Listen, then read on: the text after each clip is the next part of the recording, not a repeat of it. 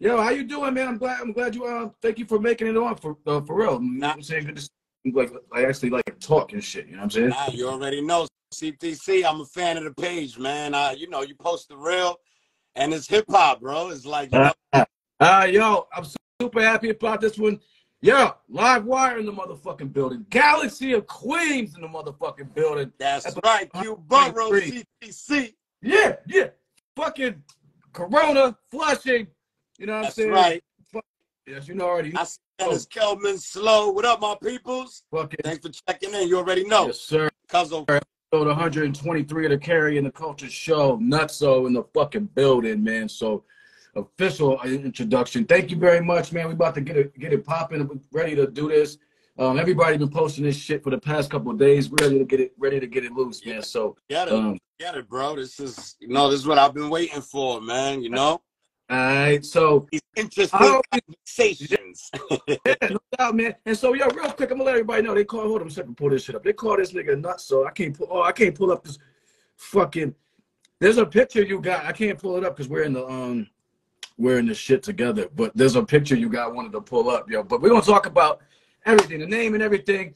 I'm excited about this one because I feel like we got a similar energy a little bit. So let's get it popping. So I always like to start with history. Like it always intrigues me where everybody comes from and stuff like that. So you Queens through and through, and you've talked about numerous times in some interviews like how you were seeing hip hop just growing up around you, being in, you know, just G-rap and, you know, legends, right? Like, so just talk a little bit more about that, man. Just like you as a kid, I can only imagine like just, you know, you saw G-Rap riding down the street and just, you know, what was that like for you, all that?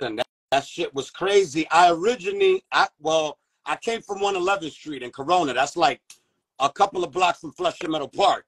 You know, pardon me, yo, CTC talking a little muffled up. I just got my braces like 3 weeks ago, so I feel like a young little teenager.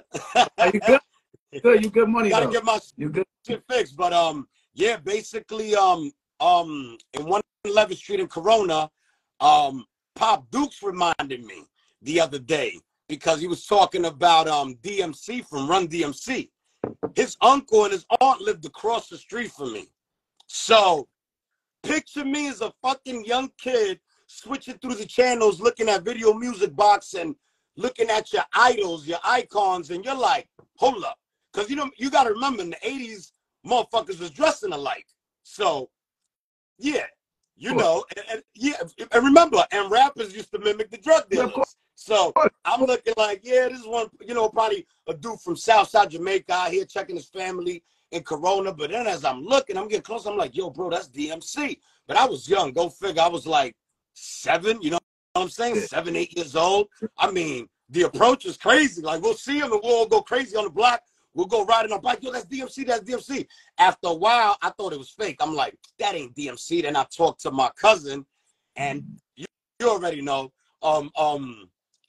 They just broke it down in a way that they were like, yo, nut, bro, forget the little kids around the corner. They don't know, bro. This is hip hop. Like, that's DMC. Next time you see him, try to get his autograph. So, yo, bro, it was bananas, man. Just seeing DMC at that age in Corona, 111th Street. Yeah, because we know that at that time, Run DMC was everything. Like, bro, everything. MTV, VH1, like, it wouldn't be, you know what I'm trying to say? Like, those were the first besides fucking the pop shit like Madonna and them, you know what I'm saying? But Run DMC was right there, bro. Yeah, right there. Especially, I mean, because that was that early 80s, and that was like when rap almost started to get kind of accepted mainstream a little bit. Yeah, you know? Yeah.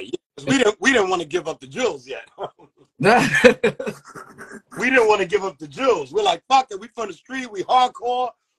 We coming from the poverty. But yeah, CTC, it was crazy, bro. So that whole transition from 111 Corona, I moved to 102. This is, go figure, me before moving to Flushing. This is my Corona experience with hip hop. So seeing DMC, that shit was like, bro, it was crazy. Any little motherfucker's dream, you know what I'm saying? Worldwide. I mean, that's like right live and direct, right in front of you, man. Yeah, Like, right in front of me. And like, I don't even remember if I got it. No, I wouldn't remember if I got his autograph, but I remember greeting him and telling him I was a fan, and he went crazy. But you know, it was, remember, that's DMC from Run DMC. So it was like from the crib to the car, he's out. right. He's still in Corona, even though he had love out there. You know, they still got the stick-up kids and everybody's just out there. You know what I'm saying? Like, especially during the mid-'80s and that time. Oh my Lord. Listen, man, I love Biz Markie, rest in peace, but I heard he got it out there. A couple of dudes got robbed in Corona and Flushing. You know what I'm saying? Rest in peace, Biz Markie, but you know, it was just crazy. You already know the streets is crazy, bro. And like I said before, I'm gonna get lost in the sauce real quick. So I made the transition from 111, went to 102. I was living with one of my street cousins, Mem. I was on the second floor, he was on the first floor, and this OG nigga that used to, you know, do his thing in the hood, Chris, he was on the same block, like 2 houses down from me. So I'm peeping a fucking white Benz, the same shit from the Ill Street Blues video. I'm bugging. I'm like, bro, because that was one of my favorite Coogee rap songs, you know what I'm saying? Because that's when, like, I came into understanding what they was. Remember, when I was 8 or 7, I wasn't really fucking inhaling those lyrics like that. I was just with the beat, chorus, you know, we're young. But as I got older, this is like now I'm 9 and 10, and I'm studying the lyrics. I'm doing my research. I'm like, yo, what the fuck?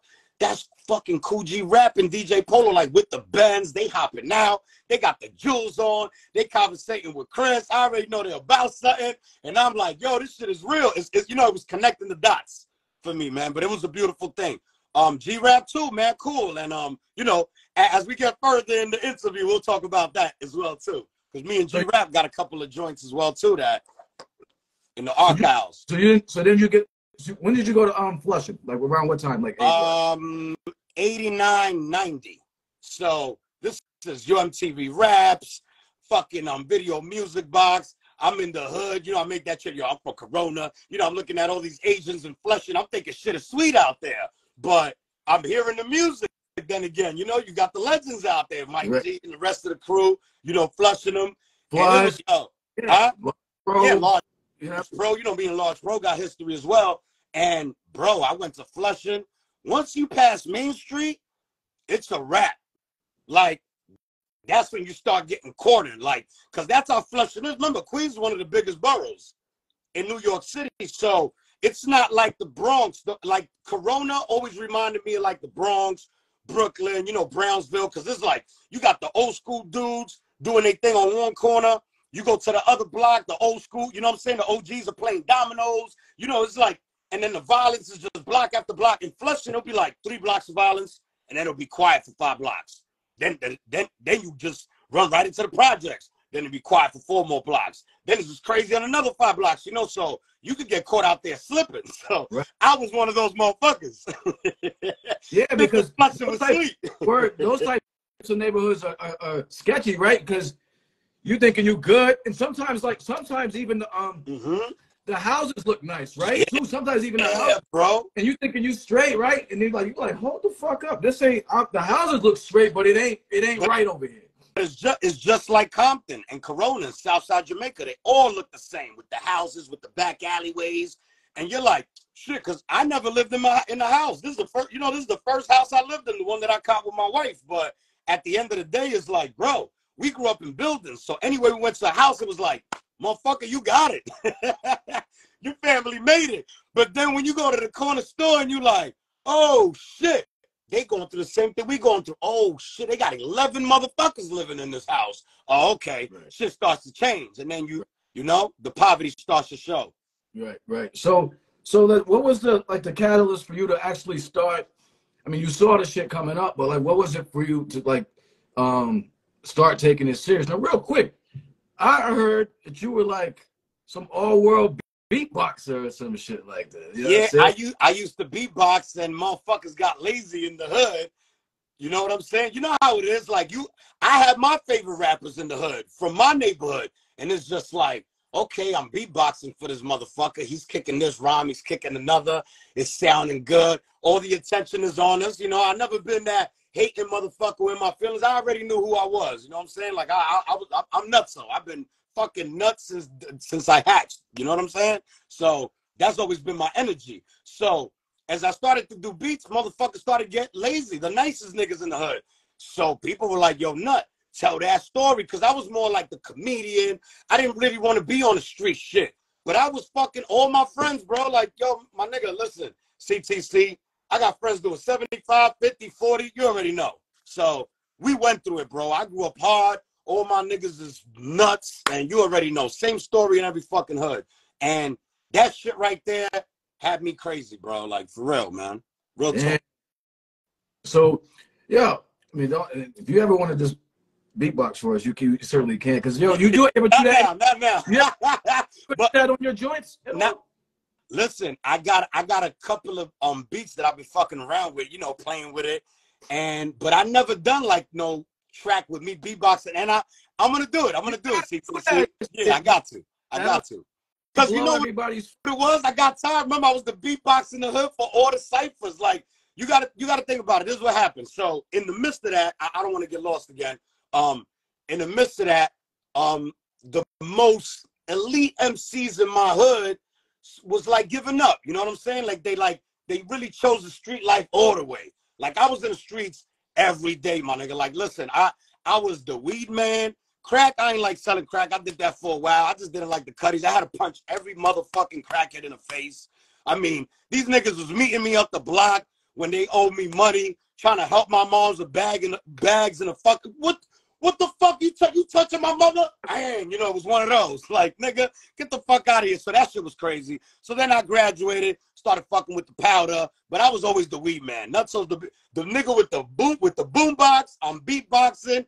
I got the weapon on me, and I'm just having fun. That was my shit. But beatboxing, I loved it, and that's what made me, like, I know we're gonna talk about that later on, but as far as like my transition into the beats, bro, real talk. That beatboxing was a trend. So what about the rhyming? Which were you doing? Which did you get serious about first then? Well, listen, I was doing the beatbox. My man Caron, Reed, Tony Bourne, shout out to the whole Flushing, LG, Latimer, Union Street, Parsons. You already know how we do, man. Shout out to the clan. Lyricon, CD Cuban. I mean, you already know that's my partner. Since 98. CD Cuban, no doubt, man. Cuba on the beat, you already know. This was the thing too, like, you know what I'm saying? There's a lot of people, like when I did the Sinister interview, big up to him, like I see, like, you know, 6 degrees of separation. I'm like, oh, that's my man, you know what I'm saying? So I realized, I was like, yo, we gotta get fucking Nutso on the show, man. You know what I'm saying? For real. Nah, thank you, CTC. I appreciate you, bro. But real talk, man. I mean, my transition, I always was rapping, but it was just like I was the dude doing beats. We didn't have instrumentals, and you know, it was hard. Like, you had to get it on vinyl to put it on tape, and it was and I wasn't a DJ. Like, I was just a dude just collecting music, you know? Right. Like, I was playing jazz. Yo, listen, I was the dude. I know how you be feeling about some trap, like the mumble shit. Not like the old trap, like a UGK or the Outkast. I know you respect those, but that's the shit I was listening to. Like, I was the dude in the hood that I'll be listening to Mos Def, Mobb Deep, and 3-6 Mafia. So, you know what I'm saying, CTC? So, I was that dude. So, I had all those influences, bro. And I just said, bro, people in the hood were pushing me, man. You know, shout out to my nigga Slow on the line. You already know what it is. Everybody's like, yo, Nut, you need to rap. Fuck these niggas. And I just started being me, you know, like throwing charisma in my raps, being funny. And then shit started to get serious, CTC, you know, and that's what it is. Like, I was about 13, 14 years old. Okay. So, yo, real quick, I want to go back to one Queens thing, and I'm gonna put you on the spot. Yes, sir. I was gonna ask you this one question, but I'm not gonna put you on the spot too hard. But so Queens is always debate. Not only you say debate, but like debate between Queens and Brooklyn or whatever. Queens put out a lot of MCs. So you being around all that shit, who are some of your? I was gonna ask you the name for the top 5, but just who are some of your Queens heroes? Queens heroes. Okay. As far as like just your all-time cats. You know what I'm saying? Not necessarily as far as groups or just individual single groups, everything. However you want to do it, individuals or groups. I'm just looking to see because you from there.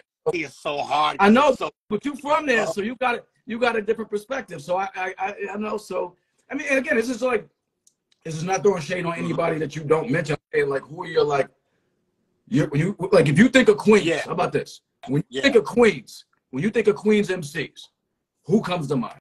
How about that? Like right away. Well, first, I'm gonna say, I'm gonna be honest, man. As far as groups, like I said, Run DMC, bro, none of us would be here if it wasn't for them. So I'm gonna put them on the map. And as far as MCs lyrically, you know, Nas is definitely on that list. I'm gonna fucking throw 50 in there. And I'm gonna really, because just of the impact, yeah. And with the mixtape era, because remember, I'm not no backpacking nigga. I was just the dude that I got tired of hearing Hot 97 and all that bullshit that was in the clubs that we were going to. So that's why I found my way into the underground. Cause you know, as far as MCs in Queens, yo, nobody was really ringing bells like that, bro. You know, you got the G Raps, you got, you know, like I said, Nas, G Rap, and Tribe Called Quest, bro. I could just name those right there. Those are power hitters, bro. Run DMC, Nas, 50, and the Tribe. Everybody else, bro, it's hard, CT. See, I don't know. You got me on the spot. I did. I mean, I did. I mean, it's a loaded question. I mean, loaded as fuck. So, I mean, you know, when it comes to like individual MCs, you know, we could go and, you know, I'll say Lloyd Banks, Pharoah Monch, shit. Oof. Even, yo, as far as battle rap, even DNA, I'm gonna give DNA his flowers, bro. Cause you know, he rocked out with me in Borough to Borough. DNA's a dope fucking, he's special, bro. He's special as well, too. Yeah. So let's look, nice segue. So let's get in. I mean, we're jumping around. It ain't even, I mean, I'm trying to go, this stuff we're talking about. Yo, don't put me on that spot, cause listen, man, I got Brooklyn MCs. I got, you already know, it's everywhere, man. The Bronx, and then I got family out there. So remember, when I go to Washington Heights, when I go to the Bronx, they pumping Nori. They pumping Nas. You feel me? And they're like, yo, nah, you know these niggas or whatever. And I'm like, nah, bro, but I know a nigga that I got locked up with that know this dude or know this dude. And then eventually we got to meet each other. You know what I'm saying? But it's all love, bro. It's hard. It's hard. That's what, I don't know, man. You can't pigeonhole yourself with that fucking 5 best. You know it's hard, bro. No, it's hard, but see, here's the thing. I'll tell you why I do it. I like to do it because I like making. We're gonna talk about battle rap in a minute. I like doing it because I like forcing people to be analytical about something that people are emotional about. I just think it's fun to like analyze it. So that's just me. Like, you know what I'm saying? I know, like, we could be here all day talking 5 from Queens. You could go Pharoah Monch. You could go Pharoah Monch, Nas. You could go Prodigy. I mean, yeah, Prodigy. Come on, man. That's what I said. That's what I just said. We can talk Craig G. I mean, my God, Craig G, that's my brother. You already know. We was on tour together. Yeah, that's my man. He be coming on my shows, be like fucking trolling. Yeah, me and Craig G, aka Hammer Henry. Remember, I got CTC. If you didn't know, I got 7 years without drinking, smoking cigarettes, fucking with this shit, popping pills. I let it go. So, you know, I'm on water, and I'm on my haze, baby. A blunt of haze, keep the doctor away. Listen, that's the big fuck everything else that we're gonna talk about. That's the most important thing that you said to me so far, man. And congratulations on that. Like that's the real shit. Like that's like the man-to-man shit. Like, all right, that's real shit. Thank you, brother. Thank you, man. Salute to you for that, man. And big up. Like fucking big up. It was hard, bro, especially in this journey of hip hop. You're in it as well. You know, we all making history, and it's really the hard knock life, bro. I mean, temptation is a motherfucker, but I think since I threw myself in the motherfucking bottom to the bottom of the sea, I done been through it all. So I'm good, man. I just want to live now. All right. So look, I've noticed something. I've been trying to peep shit, right? And I peeped this shit on your page. Is it me, or are you smiling a lot more the past few years? Yeah. Like, are you genuinely happier the past few years? Because I look at your facial expressions in old joints from like 10 years ago, whatever, and I see how you're moving, and I see you now, and I see your posts, and I see your music even, and even in your more street joints, you're smiling. Yeah. And like when and that's why I wanted to pull up a picture. But I seen like I go to your page, yo. Whenever you post some shit, I like of yourself, I'm happy because I'm like, this brother's happy. He seems happy. So am I right in saying that like the past few years you're happier? Yeah, I definitely, bro. Because remember, your mental, your physical, everything starts to change, man. You know what I'm saying? And my soul, I felt like a demon left my system. But he's still, you know, his cousin and his family still there watching. They could pull me in at any time. So, you know, I'm definitely aware of the devil, bro. He's always around, and that's the shit. Like, even though I don't drink or do none of them hard drugs anymore, bro, there's still motherfucking evil people walking this planet. So when I run into them and they give me that energy, that shit come right back, and I'm like, yeah, motherfucker, what up? Let's get it. And then I stop myself. But if they want it, I got a house full of smoke. Yo, bro, it's hard to say, CTC, but listen, you're still a man at the end of the day, bro. Yeah, you listen, you're still a man, so I'm not gonna let nobody disrespect me or touch me. But as far as other shit, I can let it go. You know, I definitely overpowered that shit. Like I can let a lot of shit go. But if you get this close to me, oh, that's danger, bro. Like I gotta off your fucking jaw, bro. Yeah. So, of course, yo, it's like balance, man. You know what I'm saying? Just walk softly, carry a big stick, man. You know what I'm saying? That's you know how to ignore a lot of shit, bro. As you already know, you said it in a couple of interviews. I heard you speak the real, and it's like, bro, once you pass 40, bro, it's like, nigga, word for real? Fuck out of here. Yeah, like you know, because you start to realize, right? And I tell even younger people, you start to realize you ain't got to put up with nobody's bullshit. Like, nah. No. And it don't even got to be beef. It's like, nah, I remove myself from that situation. I'm good. Yeah, that's what I'm good. Saying. I'm not talking about like street beef or you just in the hood or selling drugs. I'm talking about in general. There's just evil motherfuckers walking around. So to be aware is to be alive. You know what I'm saying? Right. Yeah. Right.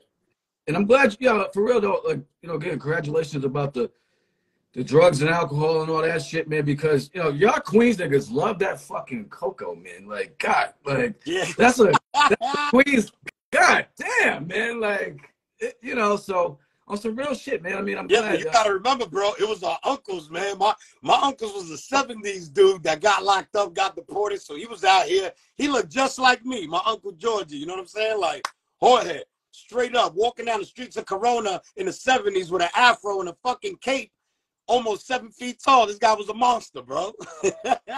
Yeah. Salute my know. So you mentioned the battle rap shit, and I know you used to do that before. So like, I personally don't.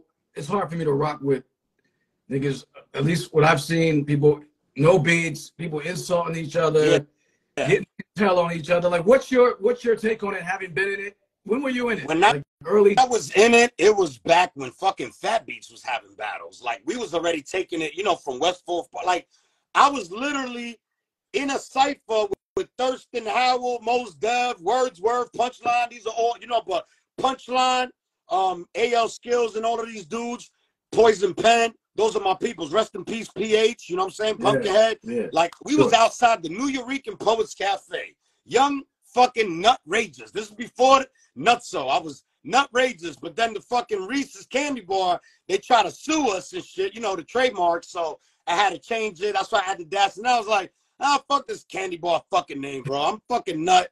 I'm just nice and simple. That's it. This nigga was like, just look it up in the dictionary. Insane in the membrane, motherfuckers. Oh shit. So then yeah, back to as far as the battle rap, like what's the major, how are you looking at the I mean, yo, honestly, CTC, I'm gonna be honest, bro. Like when I was doing it, it was that rock steady battles. I remember I came in second place at one of those. Fat Beats as well. I did some other battle with Mona Scott in them Ear Showcase. I won that jump off. It was a couple of jump offs. I was doing my thing. I started jumping, but like you said, yo, bro, my mom's got breast cancer. She caught breast cancer like in 2001, 2002. I almost lost her. She's a cancer survivor, Yeah. Yo, bro, I don't know how I would take that if I'm battling the motherfuckers. Like, fuck you. Because remember, these niggas is doing their research. yeah, they you pay. nigga when you was there when your mom the cancer that killed your mom. Ah, no, hell no. I gotta stab him on stage, bro. Word, that's what I'm saying. They pay people to go out. They got some of them like pay people to go out and research dirt. Like I have to fucking just straight gas you. But that's why what's that other dude? Math Hoffa and him. That's why he snuffed Sirius Jones. You know, after a while, there's only so much, you know, you could take. But I respect it. I respect the craft. I mean, I was doing it in the late 90s, bro. 98, 99. You know, that shit, bro. Niggas didn't even have cell phones during that time. When it was real, yeah. When it was real back, you know what I'm saying? Really real. But I ain't like it too much. But I love the experience, though, because it made me who I am now, you know? Why you say you ain't like it, though? Like, just because of... Oh, yeah, disrespect. Even back in the days, I'm like, yo, bro, that nigga just said that shit. Pistol whip him, do something. I was like, man, he act like, I mean, are y'all friends? Do he really mean this shit? Like, you know, like. They was even on back in the day like that then. They was even on the disrespect back in the day like that. So. Like, yo, you seen the DVDs, bro? Yeah, them shits was crazy, man. You know what? Murder Mook and them, they were fucking. It was nasty out there. Yeah, when it got to them, yeah. Like, but I'm saying, like, as far as like, you know, some of the '90s shits, it was because they was flowing over beats. Shit kind of came out subtle. It wasn't more like because now there's no music, right? So niggas, it'll be quiet as fuck, and they could be like, your baby mom got like, you know, she Quasimodo, like you like what the fuck, bitch? Your baby mama got herpes by my cousin, and my cousin did your cousin, and your cousin. Yeah, like I somebody be dying. Somebody yeah. But it was a beautiful experience, man. Like I said, I respect the craft. You know, it's part of the elements as well, too. You know what I'm saying? You already know, man. From Busy, right? Busy B to fucking Cool Mo D. Like this shit been going on since back in the days, man. I was there for the bad. Was it with Craig G and Supernatural? Oh, he was at the joint. Yeah, man. We were all at them joints, bro. I was everywhere, man. Listen, if I didn't have a Cuddy's car, if I didn't have my whipper, any hoopty, we were jumping in trains, cabs. We made it out there. Remember, the New Yorker used to do it once a month. So it was the poetry / here come the battle rappers, and here come the, you know, the MCs, the ciphers, and we were all in there. I would actually sign my name, right, with fucking Bobito and Rocky and them, that was the host. I would sign my name, throw it in the hat, and wait there until probably fucking even 11, 12 at night until they call my name just so I could spit a hot 16, bro. Damn, yo. So was Super Nat set up? That's the thing, man. Back in the days, nah, man. I think it was just a friendly I'm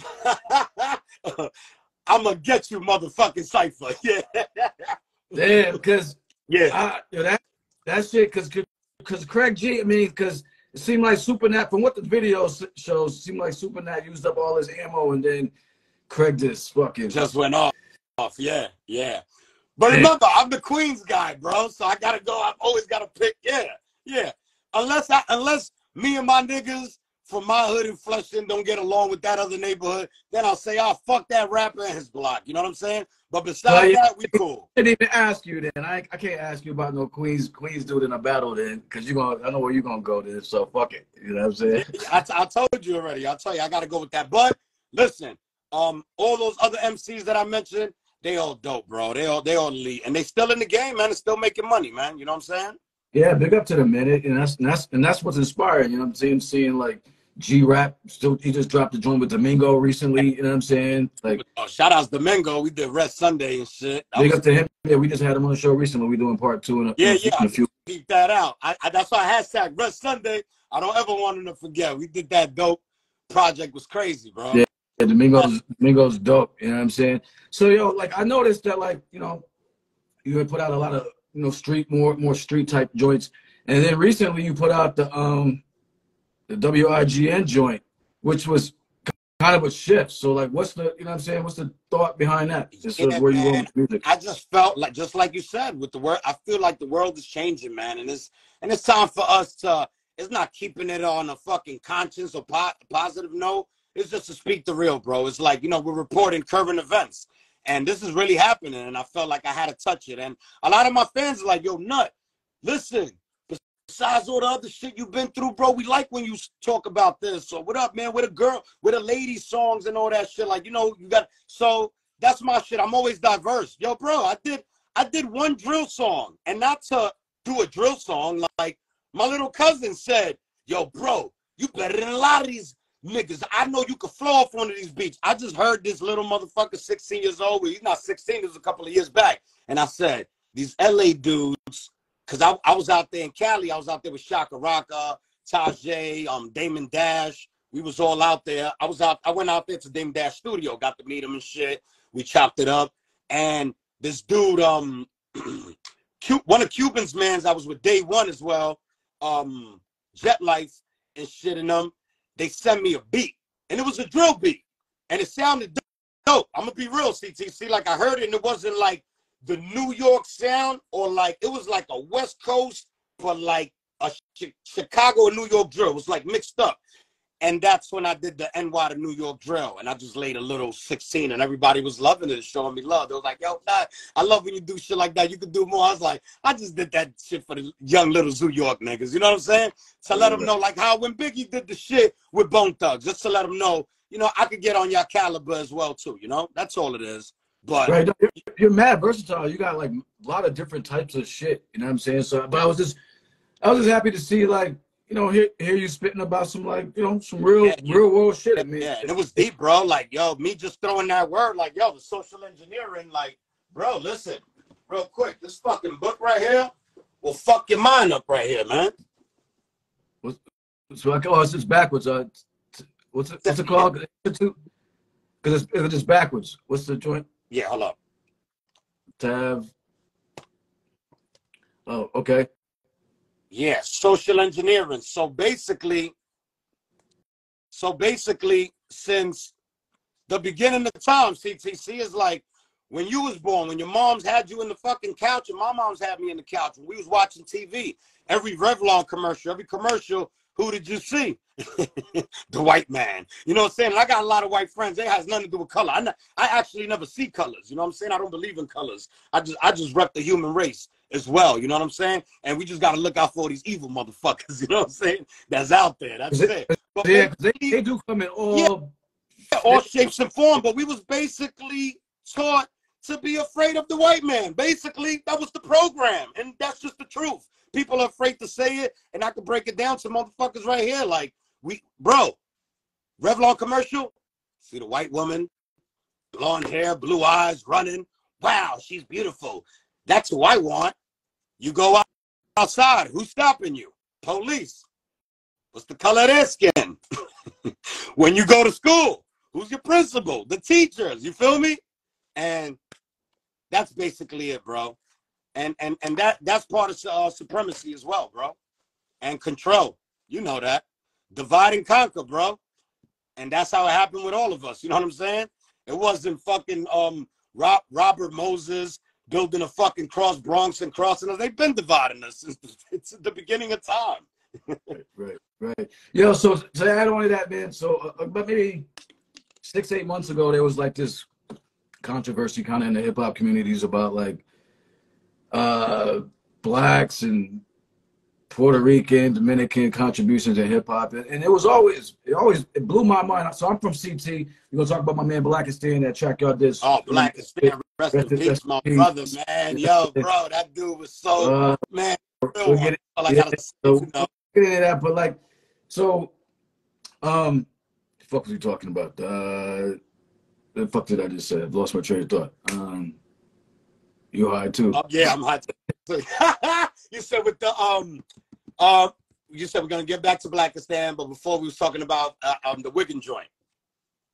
Nah, we even skipped something else. Somebody tell us what we're talking about. What the fuck was it, yo? It was just Connecticut, fucking. Yeah, it was Wigan, Connecticut, then Blackistan. I know. But there was something else right before that. I was what? Oh, the Puerto Rican shit. Oh yeah, yes, with MCs. So I always thought it was bugged out to me because when I grew up, I always said my crew was like a Benetton commercial. Like, you know what I'm saying? Everybody was just like, we rock blacks, Puerto Ricans, Dominicans, Jamaicans, whatever, like. Yeah, bro. And Asians, everything, bro. we was all in the fucking, you know, in the spot in the hood and fucking, and then it blew my mind. I know in the jails, race shit is crazy, you know what I'm saying? But like on the streets, I never saw like, it was all love, yo. And then I started hearing all this shit coming up during that time, as far as like blacks, Puerto Ricans weren't there, this and that. I was just like, yeah, it just became real. It was real divisive for me, man. Like, do you remember that when that was going on, right? Yeah, like, yeah. You know what? I try to fucking just change the channel, bro. Cause if you do your history, like you said, bro, from fucking DJ Charlie Chase, like we've been there in the beginning, bro. Come on, man. Hip hop, this is us, the Caribbean, fucking African drums, it's just like people hearing Afro beats now. For real? No.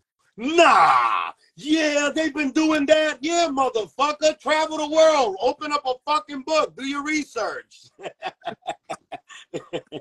You know what I'm saying, CT? You know? Of course. Farmers, man. And that's the way I look at it, bro. These dudes are ignorant and closed-minded motherfuckers, bro. And remember, a lot of these dudes are clout chasers. Like, I love what you're doing. You're really spitting the real. And you are carrying the culture to the next level. Because, you know, you got a lot of, you don't know what 14, 15-year-old, 16-year-olds watching you, CTC. You feel me? So that's the way I look at it. So keep pushing that real, because those other motherfuckers ain't gonna. I mean, bro, I know it's the spark of convo, but it just makes no sense, bro. Like we are hip hop, like and especially when it comes to hip hop, you gotta name, bro. Fucking Jamaicans. All right, let's take it to the Caribbean. Jamaicans, Puerto Ricans, Dominicans, fucking Cubans, Panamanians. We were there, bro. Been there. Yeah. Africans, been there. African Americans from down south to here, you know, because East Coast predominantly, we the ones that really, you know, like KRS said, the East created it, the West decorated it. Vice versa. That was real.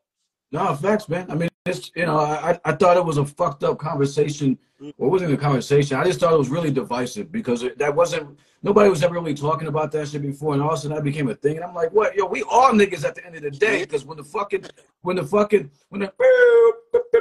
roll up, you, like, no matter what, son, like we all. Even the white boys that I grew up with, bro, you was a nigga for a couple of motherfucking years, bro. While you was with us, you got treated like one too. That's what I'm saying. And getting clink too, just like they sitting there like, oh, this is how it is every day. Yes. Welcome. Of course. You know, wow, that's crazy. You from CT, man. That's dope. That's dope. Yeah. I'm from Hartford, and I you know what I'm saying, and then was in New Haven for a long time. I mean, CT is small, so everywhere is everywhere. But I was always in New York. I was in Queens a lot. I had a shorty out on Myrtle for a minute. Wow. So you know, yeah. So I was out there. I mean, it's just a, you know, hour and 15-minute joint on the Metro North, man. Boom. So when I got to like 18, I was like every weekend for like 5 years. I was going to the city. Yeah, man. Yeah, of course. You know what I'm saying? It was great growing up in that. Special, bro. But right now it's turning into, I don't know, another 40, 50 years. I heard just the landscape and everything's going down. Yeah, you might. We about to forfeit like Venice Beach. A lot of New Yorkers are leaving, and it's really expensive. I mean, I was supposed to move there with some, you know, in 2001, and I didn't. I'm glad I didn't. I got people's there, like, it's so expensive. And I was just there this past weekend. I'm like, I dropped, like, you drop money just getting into Holland Tunnel. I'm like, oh, word is 17? Like, okay.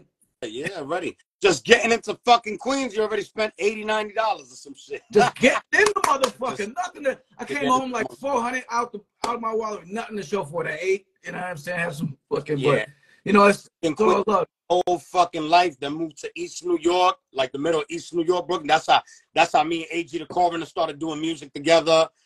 You know what I'm saying? Work. Big Gems in them, all of them. We all connected. Right there, all in East New York as well. You know, as far as hip hop, but when I knew that they lived in that area, I was like, oh shit, I'm out here too. They were like, yo, no, you out. I was right by City Line and all that shit. Okay. Uncle Murder and all them niggas a couple of times. It was crazy, man. So how'd you link up with Black, man? That was the homie. That's my man. CT all day. You know what I'm saying? Demigods, Army of Pharaohs. Yeah. Like that's me and Black connected with the shows, and C the Cuban and my other partner. We used to do music, so we was in that circle, bro. You know what I'm saying? We was in that circle, man. We was in that circle. We just stay connected with with this dude as well too. What's this fucking producer's name? Stu Bangers. Stu Bangers as well. It was Stu Bangers. We did a joint with Stu Bangers, but it was another producer. I think it was damn, I forgot his name, man. Puerto Rican kid from the East. Well, whatever. Long story short, we me and Blackistan connected. I invited him to the studio a couple of times. I think he was there the same day. I think Sick Jackin. Me and Sick Jackin did a joint from Psycho Realm. So you know that was CTC, man. It's beautiful. My experience in this hip hop world, cause bro, even meeting Blackistan, that dude was dope as hell, bro. And his fashion and his talent in drawing. I didn't even know the motherfucker drew like that, bro. Like, this guy's an artist. Yeah, he did that Stu Bangers album. Yeah, he did the cover. He did all them covers, like the Stu Bangers. You know, he was nice. He owed me a drawing. He was gonna do a portrait, and he would never let me pay for it. For like 2 years, I'd be like, yo, I'll pay you. He's like, no, I got you. Yes, he told me the same thing, bro. I never got it done. Like, yeah, so rest in peace, dog. That brother was fucking ill, I remember he was on Bushwick. He was like, nah, I ain't eating no meat or none of that nut, so I'm gonna take the yuca with the rice and beans. That's how he sounds too. Yeah, I did him, bro. Remember, man, my whole family, they study rituals. You already know, man. Brujeria.com, my nigga. I grew up around that, so I'm the spiritual Babalu, and we're talking about Blackistan, so his spirit got in me, man, straight up. No, that's what's up. So so talk about the joints you got in Spanish and like just what's the Rabioso Mente album. Oh, this fucking album right here, ladies and gentlemen, bro. Let me tell you. First, this album, Rabioso Mente, featuring Nutso, El Mesui. We got fucking features from Thurston Howard III.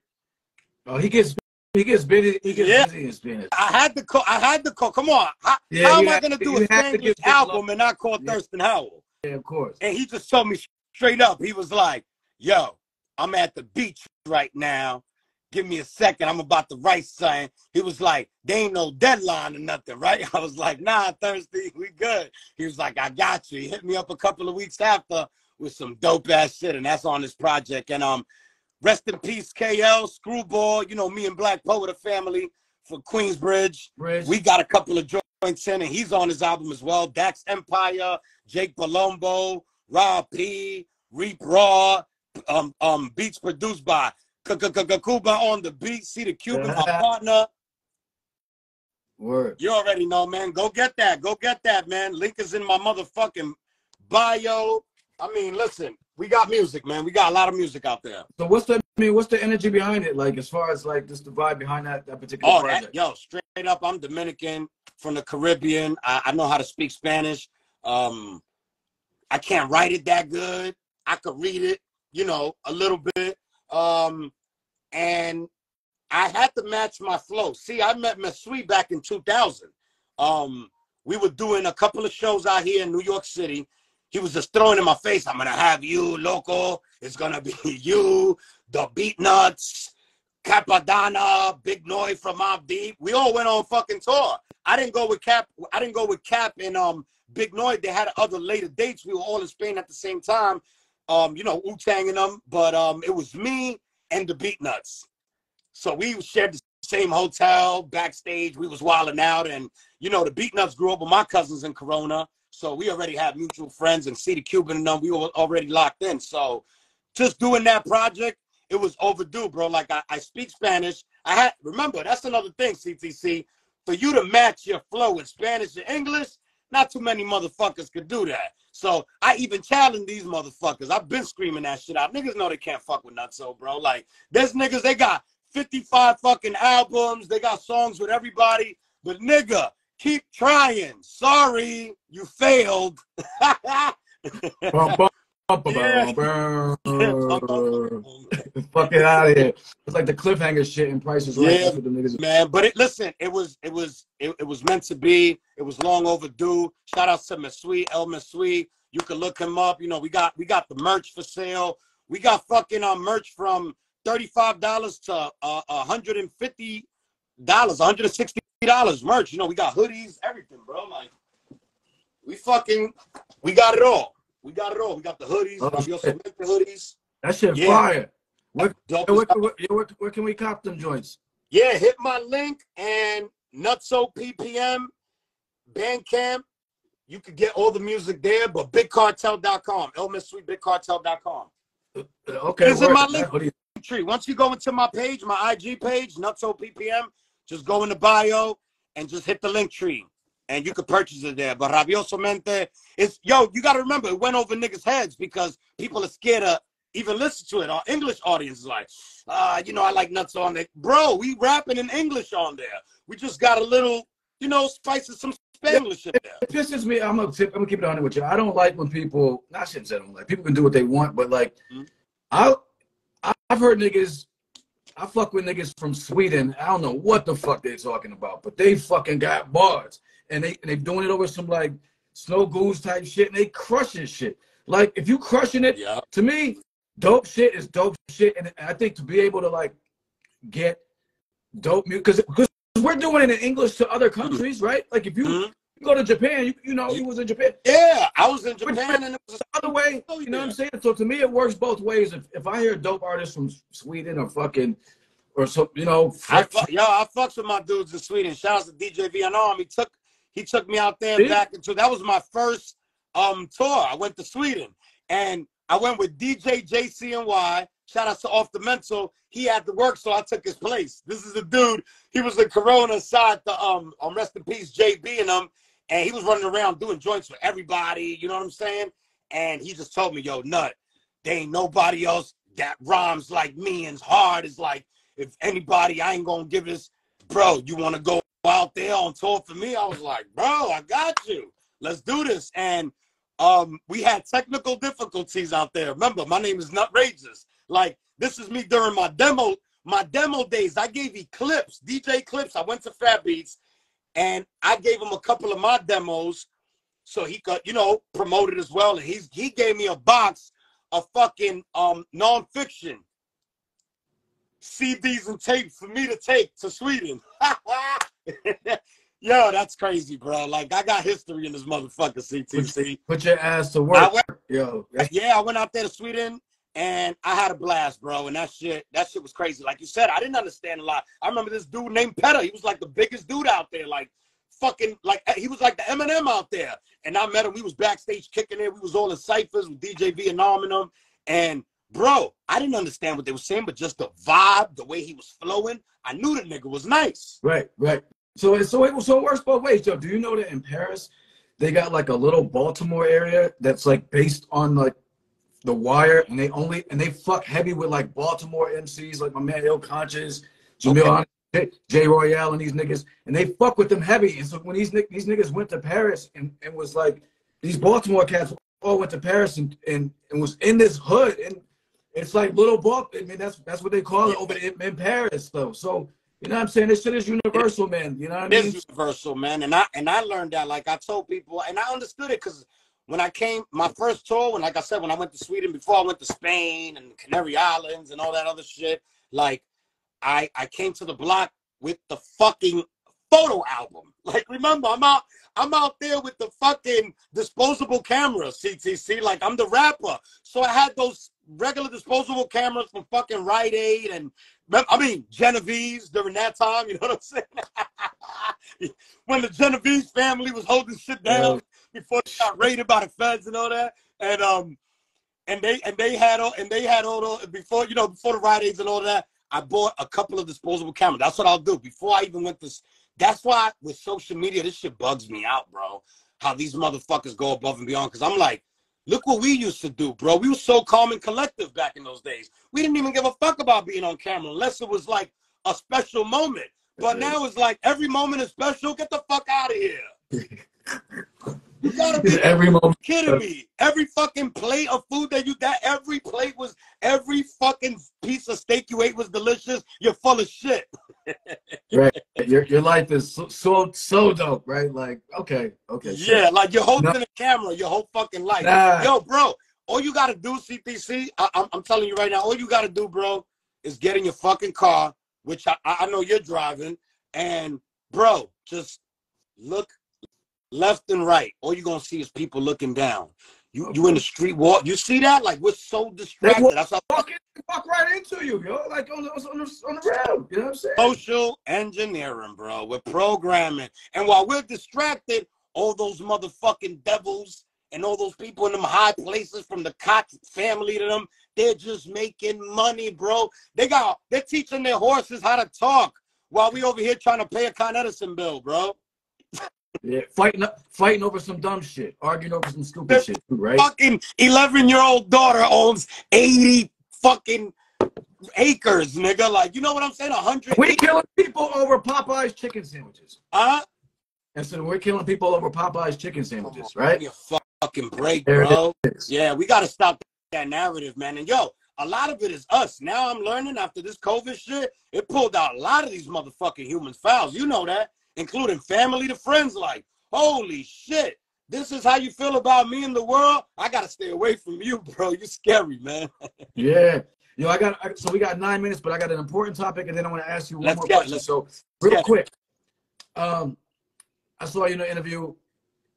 I'm going hard about ghostwriting, and it kills me when artists co-sign that shit, because I came up where that was kind of a taboo, and then I hear niggas being like, oh, and I know that's been going on for a while, and it's always disappointing when I hear it. So like, that's crazy. Shout out to my wife. She was talking about that a while back. Shout out to people. Word up. So like, what's your take on the whole thing? I mean, did you come up in the era where it was like, oh, okay to do that shit, or like? See, listen, I'm gonna keep it 100. Nutso's one of the realest motherfuckers you will ever meet in your life, bro. I've been through so much, I just don't give a fuck no more. I don't hold my tongue. The only thing, shit that's gonna lay me or my people's in indictments and shit like that, we're not gonna speak about that. That's close shit. But as far as shit like this, bro, I'm tired, man.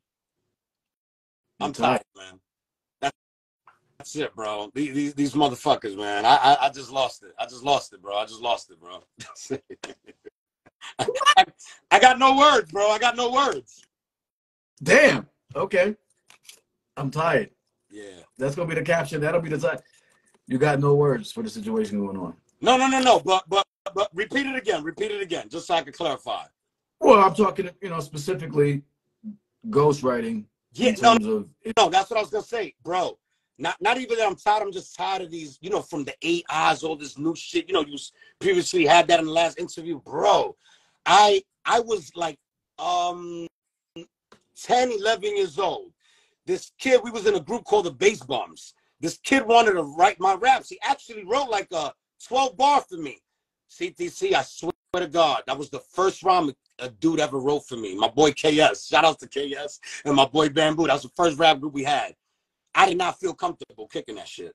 You get what I'm saying? Yeah. In my own skin at that age. And that's when I had to pick up the pen. And I told you, I was beatboxing during that time. So I was a little confused. I'm like, how am I going to have this nigga write for me if he don't even move like me? He don't even talk like me. He don't walk like me. He understands me. He's from my hood, but he's not me. Right. So I didn't feel comfortable. And I never approved of that. Like producers, as far as, because not even Havoc used to write his own rhymes. Kanye writes his own rhymes. You know what I'm saying? So, bro, there's no excuse. Write your own shit, or just don't write at all, bro. Find your fucking journey somewhere else. Another fucking craft, another talent that you got. Just get the fuck off of our channel, bro. Someone's pointing out that some of their favorite shit was written by other people. Listen, that doesn't mean it's good. Yeah. Just because stuff has, I always say, people always bring up that it's been, it has been going on, man. Like, yo, Trex wrote for Latifah. I mean, this Easy didn't write shit, of course, but that doesn't mean it's good. That doesn't mean it's the worst shit that's ever happened in the world. It's been going on forever. No, that doesn't mean. Listen, Eazy-E never claimed he was a fucking rapper like that. He was like, bro, I'm the drug dealing Crip nigga that's holding these niggas down, and I got something to say. He was like, he was a businessman. That is the correct word. Eazy-E was a street motherfucker that became a businessman / still street nigga to the day that he died. You know what I'm saying? So that the Eazy-E and dudes like I said, Puff Daddy, Eazy-E, they're not even in that circle. I know who you talking about. Right. There's no excuse for the Drakes and all these other dudes if niggas wrote rhymes for you. That shit is ludicrous to me, bro. See, now become really accepted, though. I mean, yeah, man. I don't accept it because I come from that. You know, we come from that era, bro. Salute. You know there, that. We there come it from is. that era. Like, damn, you ain't got nothing to say. He got to say it for you. That's like a man can't speak for himself. Right. And I always say it's not about like it's not like it's because people always compare it to singing, and I'm like, yo, it's not about the voice. In rap, it's not about the voice. It's about what's coming from your heart. So yeah, of course, it's been going on. People sing right for other people in singing in other genres. That's hip hop's rules have always been different. Now, like when it comes to groups, as far as the Wu, the Tribe, you know, G Unit, Terror Squad, you know, the list goes on. You know, Mobb Deep, MOP. I could see you with the routine and you going back and forth and feeding off of each other. I get that. But to fucking actually write a fucking rap, like, dude stepped up to me back in the days and they wanted me to write for their little brother and shit like that. And, you know, when the money was right, yeah, I'll do it. I don't give a fuck. But I didn't even feel right. See, writing the raps, I'm like, I don't know if this kid thinks like that. But hey, man, yo, these dudes will do anything for a fucking check, man. It's crazy. Yo, you're damn right. So we got 4 minutes. I want to know what you're getting into right now. What's going on with Nutso? How did he get at you? You know what I'm saying? I know you're moving and shaking. Listen, Nutso got so much shit going on, bro. Listen, I'm on all social media platforms, and C the Cuban is my partner. He used to be my manager, but after a while, it's like, we are each other's managers. We each other's brothers, and we feed off of each other. We make the money. We sign the same contracts. We don't give a fuck. We keep it all in the family. You know what I'm saying? So me and are working on a project right now, a couple of projects. Sinister. Shout out to Mike Deuce. Shout out to Rob P. We working. Shout out to Reek Raw. I mean, yo, bro, we got a couple of joints. Like I said, I got a single coming out with Rob P in a couple of weeks, plus video. Me and Cuban got an album coming out. Next year, I'm working on a solo album too, CTC, because I know everybody been asking for that. They're like, yo, Nutso, I know you missed the collabo. You the collabo king. You got the mixtape series, and you done project. I've done projects with everybody. Yo, bro, listen, on a later date, we got to do the stories, bro.